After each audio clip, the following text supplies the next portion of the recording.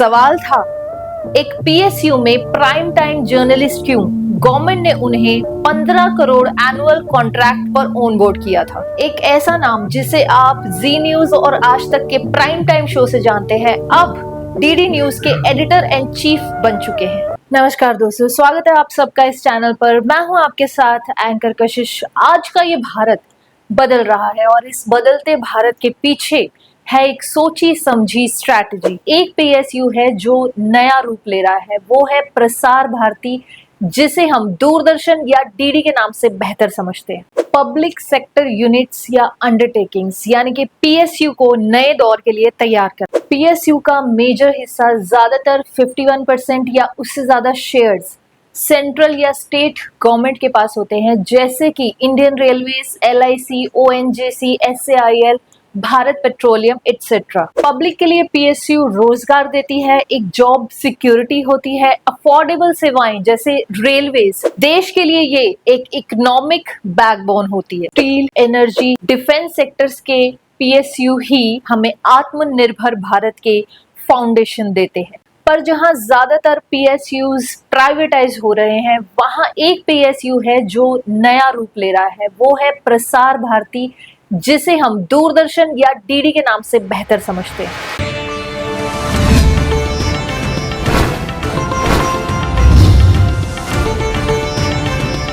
आप देख रहे हैं डीडी नेशनल, देश का पहला चैनल, देश का अपना चैनल।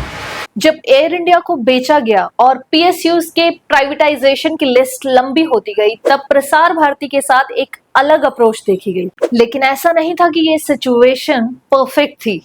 ये भी एक समय पर लगातार नुकसान उठाने वाला आउटडेटेड और इररिलेवेंट पीएसयू बन चुका था।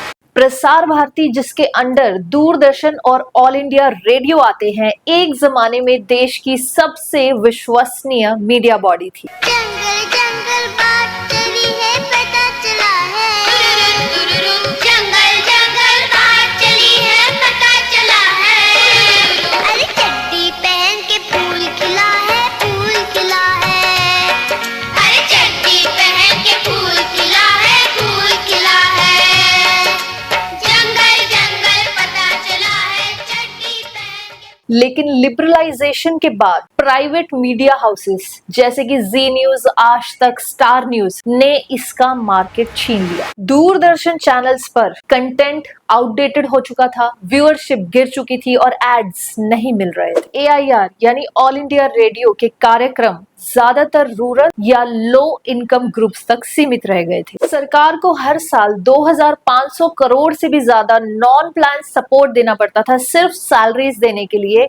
कंटेंट मॉडर्नाइजेशन और इनोवेशन के लिए कुछ नहीं बच पाता था। इस पीएसयू को लोग सरकारी टीवी कहकर इग्नोर किया करते थे, ना अपील थी और ना ऑडियंस। इस पीएसयू को प्राइवेटाइज नहीं बल्कि मॉडर्नाइज किया गया। ये एक कल्चरल सोशल स्ट्रैटेजिक एसर्ट है। इसका रोल प्रॉफिट का नहीं, परसेप्शन का है। 2014 के बाद बीजेपी सरकार ने क्लियर किया कि सरकार का काम व्यापार नहीं, पीएसयू सिर्फ गवर्नमेंट जॉब्स का जरिया नहीं बल्कि परफॉर्मेंस ड्रिवन इंस्टीट्यूशंस होने चाहिए। 2020 में पीएसयू सेक्टर को दो कैटेगरीज में बांटा गया, जिसमें पहला है स्ट्रैटेजिक सेक्टर, जिसमें space, atomic energy, defence and telecom आते हैं, और दूसरा नॉन स्ट्रैटेजिक, जिसमें डिस इन्वेस्टमेंट और प्राइवेटाइजेशन का प्लान रखा गया। एयर इंडिया प्राइवेटाइज हुआ, एलआईसी ने आईपीओ लॉन्च किया और बीपीसीएल जैसी कंपनीज प्राइवेटाइजेशन के लिए लाइन में लग गई। नेशनल मॉनेटाइजेशन पाइपलाइन से सरकार आइडल पीएसयू एसर्ट्स को लीज पे दे रही। सरकार का गोल क्लियर था कि सरकार का बोझ हल्का करो पर स्ट्रैटेजिक स्ट्रेंथ को बरकरार रखो। ऐसे समय में प्रसार भारती का डिजिटल मेकओवर शुरू हुआ। 2020 में प्रसार भारती ने डीडी फ्री डिश को प्रमोट किया। 50 लाख से भी ज्यादा रूरल घरों में इसे पहुंचाया। HD studios, satellite connectivity and OTT expansions पर काम किया गया। यूट्यूब पर रीजनल और इंटरनेशनल शोज लॉन्च किए गए। 250 करोड़ से भी ज्यादा इसके मॉडर्नाइजेशन के लिए एलोकेट किए गए। प्राइवेटाइज नहीं, रिफॉर्म करो। मोदी गवर्नमेंट ने डिसाइड किया कि प्रसार भारती को digital strategic media power house बनाना है। इसके लिए टॉप लेवल अपॉइंटमेंट्स में प्रोफेशनलिज्म लाया गया। कंटेंट लेड पार्टनरशिप्स अलाउ किए गए, जैसे कि सुधीर चौधरी डील, जिसके बारे में हम आगे बात करने वाले। दूरदर्शन के नीचे रीजनल एचडी चैनल्स लॉन्च हुए और DD free dish rural Bharat का लाइफलाइन बन गया। ये रिफॉर्म एक साइलेंट रेवोल्यूशन था, जिसमें एक डाइंग पीएसयू को एक डायनेमिक डिजिटल ब्रांड बनाया गया। ये पीएसयू अब सिर्फ एक सरकारी चैनल नहीं, ये एक डिजिटल मीडिया पावर हाउस बनने जा रहा था। मई 2025 में एक बड़ी मीडिया एंट्री ने हेडलाइन बनाई कि सुधीर चौधरी जी इस मिशन से जुड़ गए हैं। एक ऐसा नाम जिसे आप जी न्यूज और आज तक के प्राइम टाइम शो से जानते हैं, अब डीडी न्यूज के एडिटर एंड चीफ बन चुके हैं। सवाल था, एक पीएसयू में प्राइम टाइम जर्नलिस्ट क्यों? गवर्नमेंट ने उन्हें 15 करोड़ एनुअल कॉन्ट्रैक्ट पर ऑन बोर्ड किया था, जो किसी पब्लिक ब्रॉडकास्टर के लिए पहली बार इतना बड़ा कंटेंट इन्वेस्टमेंट था।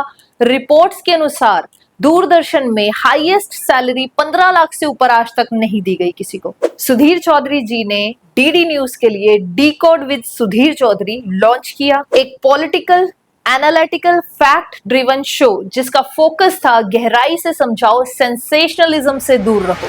रिजल्ट, इसे सरकार का मास्टर स्ट्रोक कहें या पीएसयू के लिए गेम चेंजर। शो के 24 घंटे में ही 1 मिलियन व्यूज यूट्यूब पर, जहां पर एवरेज डीडी न्यूज 500 व्यूज ही कर पाते थे। जिंदगी एक गणित है और भविष्य एक कैलकुलेशन।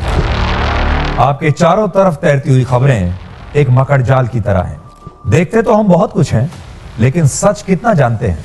क्योंकि सच तालों में बंद है। इसी सच को हम आपके लिए डिकोड करेंगे। पहले 3 हफ्तों में सुधीर चौधरी जी के शो ने 23.9 मिलियन व्यूज लिए, करीब 4.5 लाख से भी ज्यादा सब्सक्राइबर्स एंड 148 लाख इंप्रेशंस सारे प्लेटफॉर्म्स पर। सुधीर चौधरी जी के आ जाने से सिर्फ एक शो नहीं, एक नैरेटिव वापस डीडी न्यूज के कंट्रोल में आया। पहली बार ऐसा लगा कि एक सरकारी चैनल प्राइवेट प्लेयर्स से compete कर सकता है, पर एक जर्नलिस्ट की क्रेडिबिलिटी ने व्यूअर्स का सेंटर स्टेज वापस ला दिया। यहाँ सरकार का विजन क्लियर दिखता है। जहाँ बीपीसीएल, एयर इंडिया, एससीआई जैसे पीएसयू सेल किए जा रहे हैं, वही प्रसार भारती जैसा पीएसयू प्रोटेक्ट किया जा रहा है। क्यों? क्योंकि ये प्रॉफिट के लिए नहीं, परसेप्शन के लिए जरूर। कल्चरल प्रेजर्वेशन, देश की संस्कृति बचा कर रखना। Counter narrative to fake news, अगर किसी सोशल मीडिया की न्यूज पर आपको डाउट है तो डीडी न्यूज देखिए, सरकारी है और अब भरोसेमंद। नेशनल इंटीग्रेशन, एक देश एक संविधान, सबको एक साथ लेकर चलना बिना भाषा और जात पात के। क्राइसिस कम्युनिकेशन, जैसे कि वॉर, पैंडेमिक, इलेक्शंस के टाइम पर सरकार की तरफ से डायरेक्ट अपडेट्स मिले। सरकार चाहती है कि प्रसार भारती डीडी इंडिया के जरिए भारत की ग्लोबल ब्रांडिंग करे, डीडी फ्री डिश के जरिए रूरल भारत को ऑथेंटिक न्यूज दे। इसलिए सरकार सुधीर चौधरी जैसा नाम कंटेंट, क्रेडिबिलिटी और व्यूअरशिप ट्रस्ट के लिए लेकर आई है।